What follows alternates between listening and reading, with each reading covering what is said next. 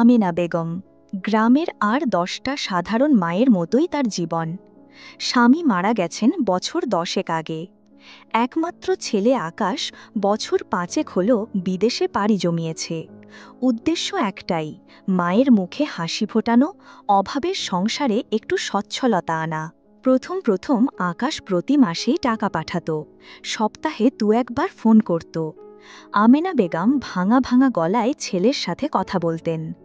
বাবা, তুই ভালো আছিস তো? ঠিকমতো খাওয়া দাওয়া করিস? শরীরে যত্ন নিস? ফোনের ওপার থেকে ভেসে আসা ছেলের কণ্ঠস্বরেই তিনি যেন নতুন করে বাঁচার শক্তি পেতেন। কিন্তু গত ১ বছর ধরে আকাশের ফোন অনিয়মিত হয়ে গেছে। টাকা আসাও কমে গেছে। আমেনা বেগম ভাবেন, হয়তো কাজের চাপ বেড়েছে, নয়তো ছেলেটা নিজের জন্য কিছু জমাচ্ছে। তবুও মনটা কেমন খুঁতখুত করে।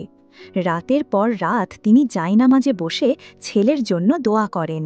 ঘরের দেয়ালে টাঙানো আকাশের হাসিমুখের ছবিটার দিকে তাকিয়ে ফিসফিস করে বলেন, বাবা, একবার শুধু চোখের দেখা দেখতে পেতাম, আর কিছু চাই না রে। তার একটাই স্বপ্ন এখন, ছেলে ফিরে আসবে, তার হাতের রান্না খাবে, আগের মতো উঠোনে বসে গল্প করবে। এই স্বপ্নটুকুই তাকে বাঁচিয়ে রেখেছে। প্রতিবেশীরা মাঝে মাঝে এসে খোঁজ খবর নেয়। কেউ কেউ আড়ালে আবডালে আকাশের এমন নীরবতা নিয়ে কানাঘুষাও করে। আমিনা বেগমের কানে সেসব কথা বিষের মতো লাগে। তিনি শুধু বলেন, আমার ছেলে তেমন না, ও খুব ব্যস্ত, তাই হয়তো। কথাটা শেষ করতে পারেন না, গলা ধরে আসে।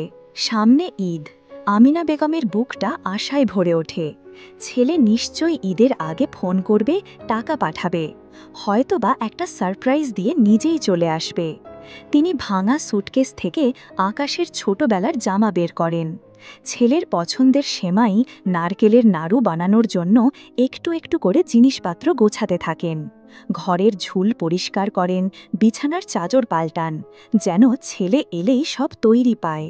ঈদের আগের দিন সকাল থেকে আমিনা বেগম ফোনের দিকে চেয়ে বসে আছেন। প্রতিবার রিংটোনের শব্দে চমকে উঠছেন, কিন্তু সে ফোন আকাশের নয়। দুপুর গড়িয়ে বিকেল হয়, বিকেল গড়িয়ে সন্ধ্যা। আমিনা বেগমের চোখের কোণে জল চিকচিক করে। তিনি আকাশের ছবিটায় হাত বুলিয়ে বলেন, বাবা, তুই কি ভুলে গেলি তোর এই অভাগী মাকে? হঠাৎ দরজায় কড়া নাড়ার শব্দ। আমিনা বেগম দুর্বল পায়ে এগিয়ে যান।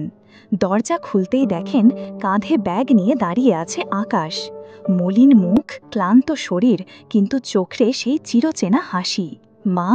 ছেলের কণ্ঠ শুনে আমিনা বেগমের সব কষ্ট যেন ধুয়ে মুছে সাফ হয়ে যায়। তিনি ছেলেকে বুকে জড়িয়ে ধরে হাউমাউ করে কেঁদে ফেলেন। এলি বাবা, আমি তো ভেবেছিলাম। আকাশ মাকে ধরে ঘরে নিয়ে আসে, বলে, তোমার জন্য কত কিছু এনেছি দেখো মা, আর চিন্তা করো না, আমি আর যাব না, এখানেই কিছু একটা করব। ঈদের দিনটা আমিনা বেগমের জীবনে যেন বহু বছর পর সত্যিকারের ঈদ হয়ে আসে। ছেলে নিজ হাতে মাকে খাইয়ে দেয়, মায়ের পাশে বসে গল্প করে। আমিনা বেগম কিছুক্ষণ পরপর ছেলের মুখের দিকে তাকান আর চোখের জল মোছেন। এ যেন স্বপ্ন। বিকেলে গ্রামের কয়েকজন মুরব্বী আর প্রতিবেশী আকাশের সাথে দেখা করতে। আমিনা বেগম গর্বে বুক ফুলিয়ে সবার সাথে ছেলের পরিচয় করিয়ে দেন। সবাই আকাশের বিদেশ জীবনের গল্প শুনতে চায়। আকাশ শান্ত গলায় তার অভিজ্ঞতার কথা বলে।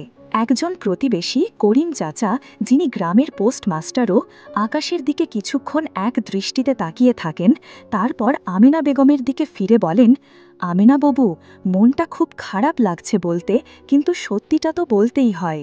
আমিনা বেগম অবাক হয়ে বলেন, কি সত্যি ভাই? করিম চাচা একটা দীর্ঘশ্বাস ফেলে বলেন, আকাশ আকাশ তো প্রায় বছরখানেক আগে বিদেশে এক সড়ক দুর্ঘটনায় মারা গেছে। ঘরের ভেতর যেন বাজ পড়ে। আমিনা বেগম ফ্যাল ফ্যাল করে করিম চাচার দিকে তাকিয়ে থাকেন, তারপর পাশে বসা ছেলেটির দিকে। ছেলেটি মাথা নিচু করে বসে আছে, তার চোখ দিয়ে টপ টপ করে জল পড়ছে।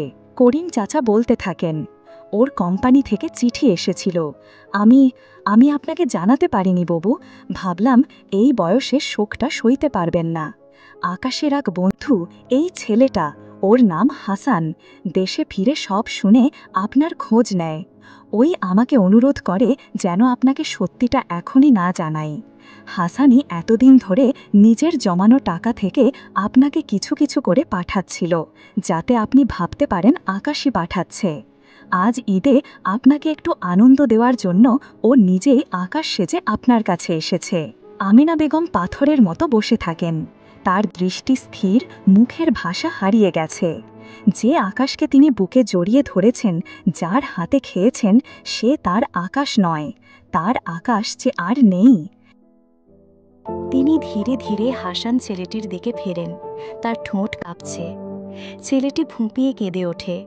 মাফ করে দিয়েন খালাম্মা, আমি শুধু চেয়েছিলাম আপনি যেন ভেঙে না পড়েন। আকাশ ভাই আমারে অনেক সাহায্য করছিল বিদেশে, তার মায়ের জন্য এইটুকু তো করতেই পারি। আমিনা বেগম কোনো কথা বলেন না। তিনি উঠে দাঁড়ান, ধীর পায়ে এগিয়ে যান দেয়ালে টাঙানো আকাশের ছবিটার কাছে। ছবিটাতে হাত বুলিয়ে ফিসফিস করে বলেন, বাবা, তুই সত্যিই চলে গেলি? তারপর তিনি ঘুরে দাঁড়ান হাসানের দিকে। তার চোখে জল নেই, বিস্ময় নেই, আছে এক গভীর শূন্যতা। তিনি শান্ত গলায় বলেন, তুমি আমার আকাশের বন্ধু? বসো বাবা, অনেক দূর থেকে এসেছো, খিদে পায়নি? ঘরের সবাই স্তব্ধ। আমিনা বেগমের এই শান্ত স্থির মূর্তি যেন তার ভেতরের ভেঙে চুরমার হয়ে যাওয়ার হৃদয়ের প্রতিচ্ছবি। যে মা এতক্ষণ আনন্দে আত্মহারা ছিলেন, এক মুহূর্তে তার সব আনন্দ, সব স্বপ্ন কাঁচের মতো ভেঙে গুঁড়িয়ে গেল। কিন্তু তিনি কাঁদলেন না, চিৎকার করলেন না, শুধু এক গভীর অতুলান্ত বিষাদ তাকে গ্রাস করল, যা হয়তো কান্নার চেয়েও ভয়াবহ। প্রতীক্ষার শেষ প্রহরে তিনি যা পেলেন, তা যে এক করুণ সত্যের মুখোমুখি দাঁড় করিয়ে দিল তাকে, যার ভার বহন করা হয়তো আর সম্ভব নয়।